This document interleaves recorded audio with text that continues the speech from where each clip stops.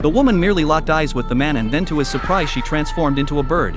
This was the first time Nick had encountered such a monster, so he called Monroe the werewolf for advice. Monroe was equally astonished as he had only heard of this creature. He thought it had been extinct for centuries. In ancient times these birds were kept as slaves by the nobility. The creature would secrete a mysterious valuable substance but only once in its lifetime, like an egg. To extract this substance their throats had to be slit. That's why they became extinct 200 years ago, turning into nothing more than a legend. But the most terrifying part was that the woman was not alone.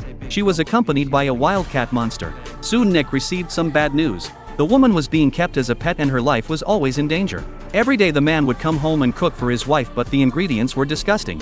Earthworms mixed with an unknown white liquid. Robin's face showed fear, but it wasn't just because of the disgusting food. Every time she ate she was one step closer to death. Nick and Juliet went on vacation, but without navigation they got lost. They found a farm and Nick went to ask for directions. Ever since Nick had awakened his grim family bloodline, his world had completely changed. Everywhere he went he saw hidden monsters. The man had transformed into a wildcat monster and Nick had to avoid the creature's gaze. If the monster discovered his identity it could lead to a life or death battle. Inside the house the woman looked at Juliet with pleading eyes. This moment sparked sympathy in Juliet, but she had no idea what was really going on with the woman. Soon their paths would cross again.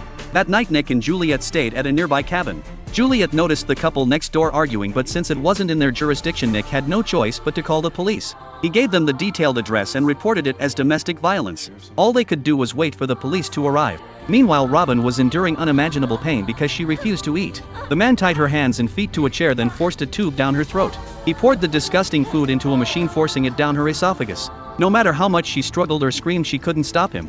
It was so cruel. Oddly enough, when the sheriff arrived the man seemed completely unfazed. Nick and Juliet watched as the sheriff entered the house and only relaxed when they were certain there wouldn't be any issues. But what they didn't know was that the woman hadn't been saved. The sheriff left alone. The man next door gave them a threatening glare. In this situation Nick called Monroe again, asking about the wildcat monster's habits. But Monroe had only bad news for him. Wildcat monsters were born evil and he warned Nick to be careful. Later Juliet ran into Robin at the supermarket and mentioned that her boyfriend was a detective. At the sound of this Robin became terrified like a rabbit startled by a predator. This confirmed for Juliet that Robin was being abused, but the truth was even more horrifying than domestic violence. Juliet handed Robin Nick's business card, telling her to call for help if she needed it. Just then Robin's husband appeared behind her. Thankfully he didn't notice the card, but Nick's gaze still terrified Robin, causing her to reveal her true form.